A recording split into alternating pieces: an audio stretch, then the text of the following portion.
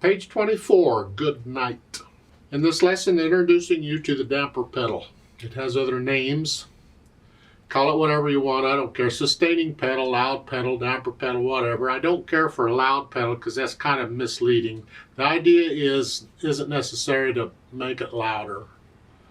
But because of the effect it has on the sound, it tends to sound louder, whether it's louder or not. You can read that stuff up above this. There's several different reasons for using a pedal, and I'm a picky peddler, and I hope you will too. A lot of people, they just get lazy with the pedal, and they really stop listening. They just pedal everything, just automatically pedal everything. I want to take the pedal away from them. When you learn a piece of music, I encourage you to always learn it first without the pedal, if there's pedal involved. Now, not all teachers agree with that. They say, oh no, you should use pedal right off the bat. I totally disagree with that approach. I want to know that the fingers are doing everything they're supposed to be doing, because the pedal can cover up stuff and you can get lazy in the hands because the pedal is doing it. We don't want to do that. Make the fingers do what they need to do. So learn it first without pedal. The pedal is like the last thing I add before the interpretation. So I'll go through the routine and we'll talk about pedal when I get there. This is 4 lines long. Treble and bass clef, 4/4 time signature. There's no sharps or flats in the key signature. We're in the key of C major again, so you can go do the scale for C major, 1 octave up and down. Okay. And there is a note that this is for the left hand alone. The left hand's going to play the whole thing. The right hand gets to take a rest. So left hand. Well, you're starting down here. And you'll notice there's only 3 quarter notes in the first measure. That's a partial measure. We're coming in on beat 2. But if you look at the end, that last line at the end, there's 1 beat, and that's beat 1. So it's 2.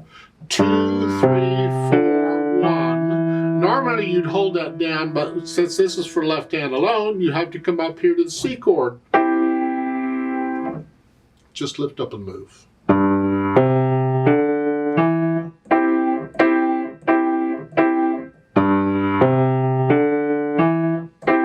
Of course, you have to look down at the piano for that, but you'll learn when to look down through trial and error, experiment, when to look down and when to look at the music to keep a steady beat going. Second line, you're here and then here.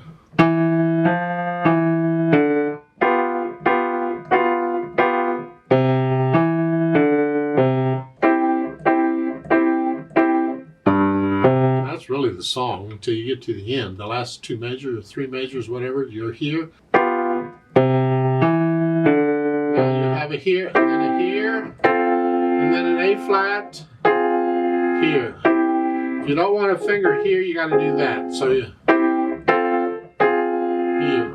How you finger these, I'll leave up to you. Just try and get all those notes down at the same time. You're lowering the whole hand down each time. Here. Whichever. So once you get the notes and rhythms worked out, then go back very slowly and get rid of the hesitation so it's a steady beat. As far as articulation goes, you're pretty much connecting this. You can't really connect it, but you do. Just think connect it. Dynamics, they don't give us any dynamics. Isn't that nice? It's up to you. Just these, that's melody. These, that's not melody. So I'm going to play the melody louder than not melody. So this will be about a moderately loud. This will be a soft. Can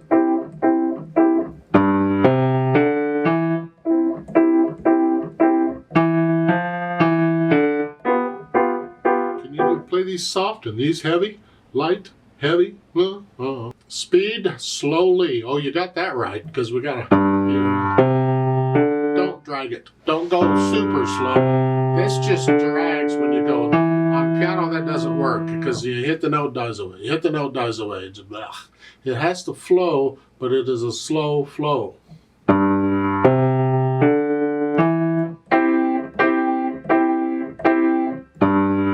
to give you time to move, and the beat has to be a steady beat. So yeah, that's going to slow you down. Then I add the pedal.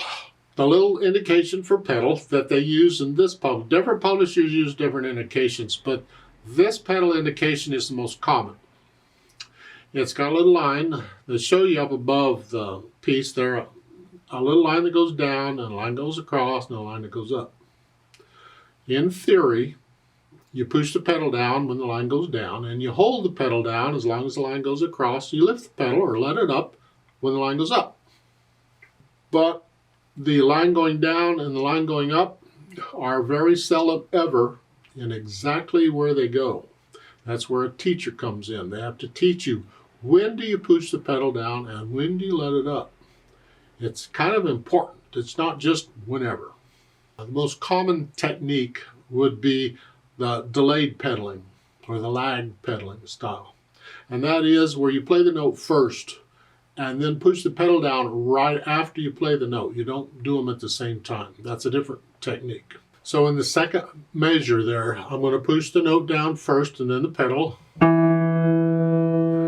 I'm going to leave it down. I'm going to lift the pedal up with the hand here. Because each one of these is like a new phrase, like taking a breath. So I'm going to lift the pedal up so I can hear that quiet.